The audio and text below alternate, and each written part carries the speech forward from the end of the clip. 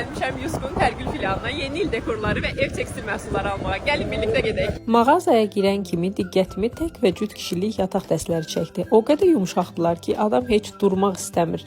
Uşaqlar üçün də çox şirin yataq dəstləri var idi. Mən də evdəki yastıqlarımı dəyişmək istərdim deyə 2 dənə də yastıq öz evimə seçdim. Daha sonra gözüm bu şirin dekorativ yastıqlara ilişdi. Hamısını almamaq üçün özümü güclə saxladım. Pledlər o qədər yumşaqdır ki, yəqin ki videodan da görünür. Əgər keyfiyyətli, isti və rahat atmosfer axtarırsınızsa, buradan çıxmaq istəməyəcəksiniz. Sizcə bunların hansı yaxşıdır, bu yoxsa bu?